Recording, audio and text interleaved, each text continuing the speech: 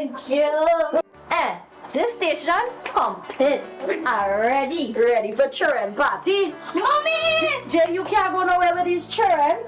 And you know you can't depend on Kevin neither Steven to see about them. Yes. Total waste. So I supposed to stay home whole time?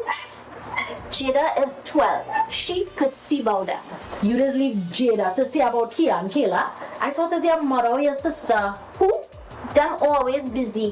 Jada could handle that. She cooking and cleaning a long time. And the next two, better know what time it is. It's only me, you know. G. I will talk to my mother. She just home these days. She will make sure the children okay. Alright. Let me see the moves for later. Before you ramage, make sure the children okay. Call 996 to report all child abuse now. A message from the Children's Authority of Trinidad and Tobago. Child safety during Carnival, very, very important topic. And this morning I welcome Alyssa-Ann Wanliss, psychologist at the Investigation and Intervention Unit, to chat a little bit about child safety for Carnival. Good morning to you, Alyssa-Ann. Good morning. Thank you for having me. Not a problem at all. Now, we always see these highlights come up, the ads like that one that we just saw. Why is child safety so important or such a concern during Carnival?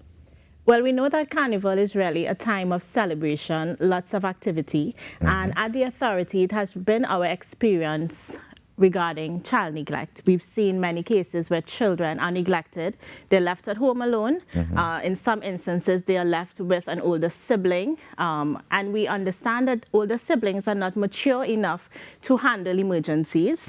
We've seen scenarios where children are also abandoned at hospitals. We've seen situations where parents, guardians, they deem their child beyond control and they hand them over to the authority so that they can engage in carnival activities.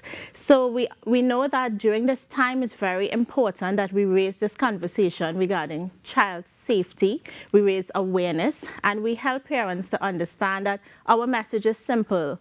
Before you ramage, make sure the children okay. So I just want to clarify what you're saying here, right?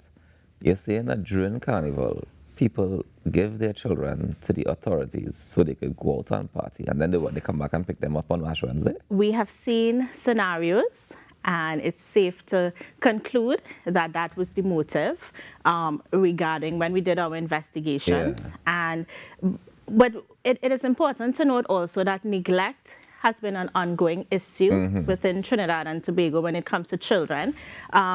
Our statistical report in December 2024 revealed that 34.1% of our reported cases were neglect-related.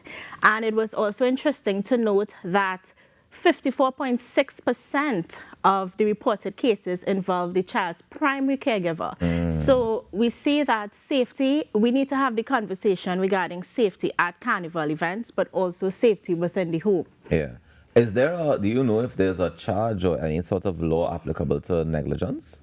Yes, child neglect, yes, because child neglect opens the door to various forms of abuse, physical abuse, emotional abuse, sexual abuse, and, you know, it leaves children so vulnerable. And definitely there are many situations where police get involved because criminal charges need to be made based on the scenarios and the situations. Tell me some of the biggest risks and safety concerns for children at this time. I mean, you mentioned staying home with the siblings as well, as we saw in that video there, but what are some of the other risks and concerns that we have? Well, firstly, lots of people, right? Large crowds during this carnival season. So there's a risk that when you take your child out and they are not properly supervised, they are vulnerable. They can get lost, they can get injured, they can wander off. Imagine you're walking through a big crowd and your child just runs off. It can happen in seconds. So that is one of the risks. There is exposure to drugs and alcohol, and we know that these really impact adults' judgments, poor judgment, it impairs their decision making, and it also leads to predatory behaviors. So that is also a risk when children are exposed to these scenarios. Loud noise. Some children have sensory overload. They get very, very overwhelmed with flashing lights, loud music, crowds.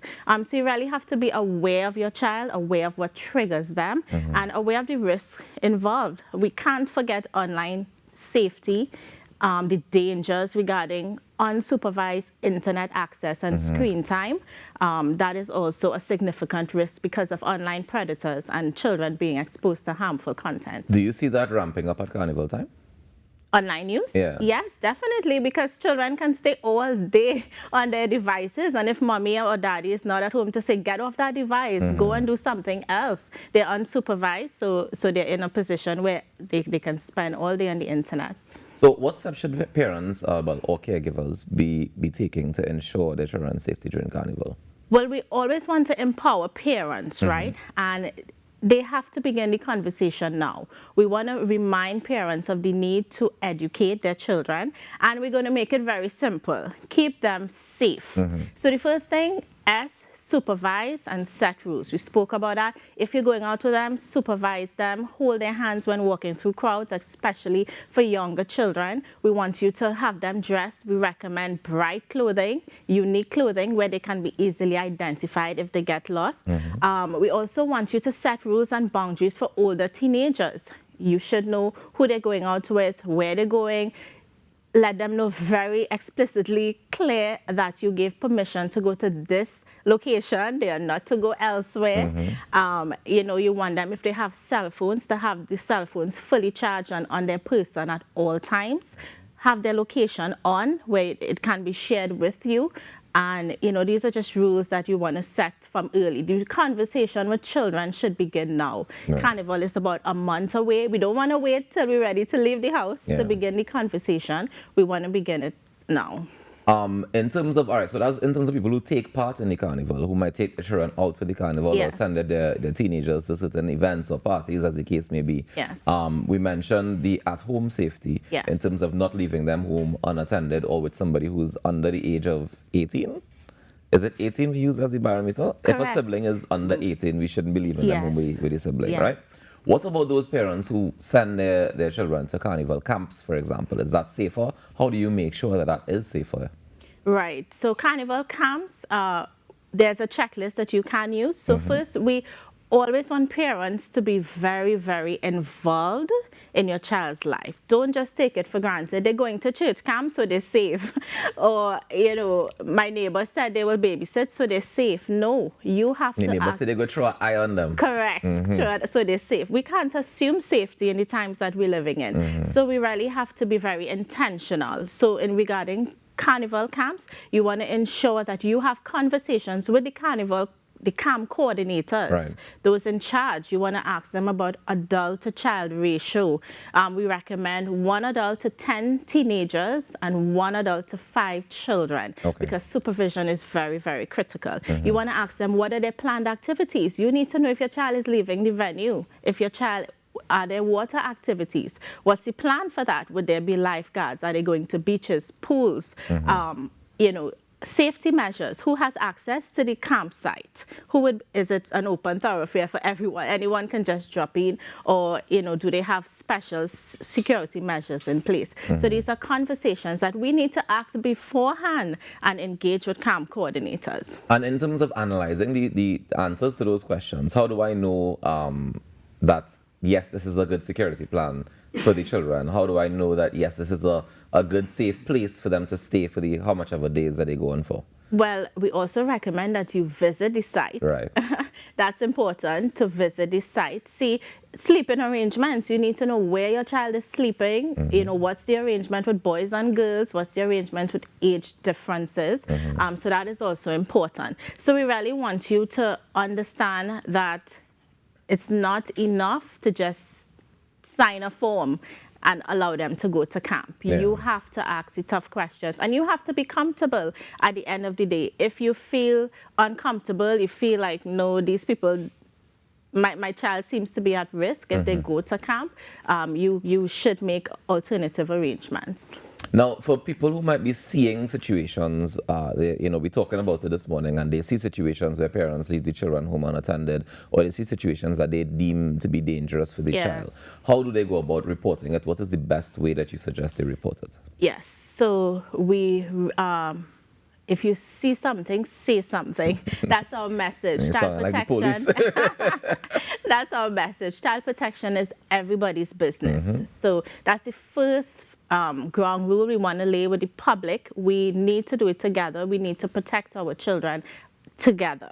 And if you suspect abuse, even if you don't have all the details, we do want you to inform us. You can call our hotline at 996 to report suspected abuse. You can let us know as much details as you have, and you can also make anonymous reports as well. If you're not comfortable with revealing yourself, you can make anonymous reports. Tell me the process that happens after I call and I make the report. So when you call, our registry, now we have a range of units working at the Children's Authority, and our registry unit will receive that report, and then they go through their process in terms of risk level, and then the case will be assigned to a caseworker, a case management officer, and our investigations begin. In some instances, if the child is deemed at high risk, immediately our emergency response team will be deployed and